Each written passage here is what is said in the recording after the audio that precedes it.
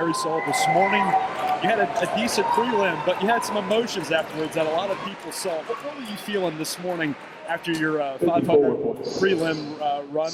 You still had a good job, did a good job, but had some emotions. Describe what you were going through this morning. Yeah, well, like the first thing was that I was like really in pain because it hurt, so that shows a lot on my face usually after I swim, and like people think I'm like sad or like crying, but that's not really the case. It's just because it hurts, but it goes away. And then, I mean, I was really happy with my race this morning. I couldn't ask for any better. I was like, okay, like best time, that's cool.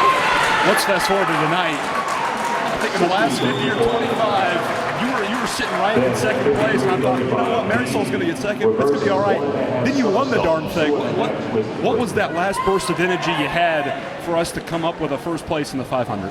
Oh my gosh. Yeah, I was using the last of my energy. I was all out sprinting by the last 25. I mean, I knew I was in trouble. I was really scared at that point. So.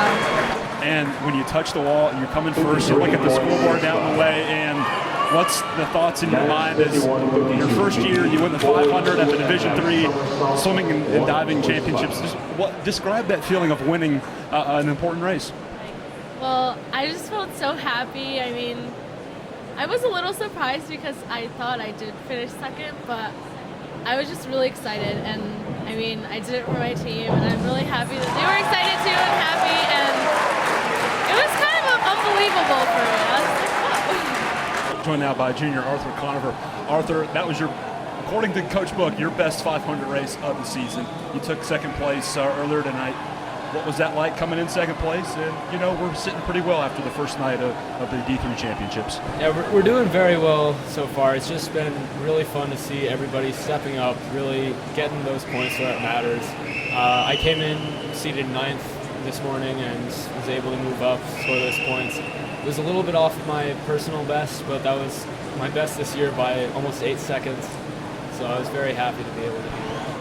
Arthur, coming into the race, you weren't at the NCAA. They were resting you. Came out tonight, in the prelims you had a certain time, then you dropped nearly 4 seconds at night. Is that just a different feel? You know you're in the championship final at night, and then you know you're going to be given your all, maybe even a little bit more than prelims. Yeah, well, I sort of tried to swim a smooth race this morning, just sort of feel it out. And then tonight I just sort of opened it up, see what I could do. And I was very happy with what I was able to accomplish. I was sitting at the dinner table with Coach Book in between where the diving was going on, and he said you really pushed that Johns Hopkins guy maybe more than that guy had ever felt before. Does that give you a boost of confidence hearing that from your coach? Well, so Andrew and I always go back and forth. We've been right next to each other since freshman year. Just always trading off, and we've really pushed each other to be the best that we can be, and it's always fun to race.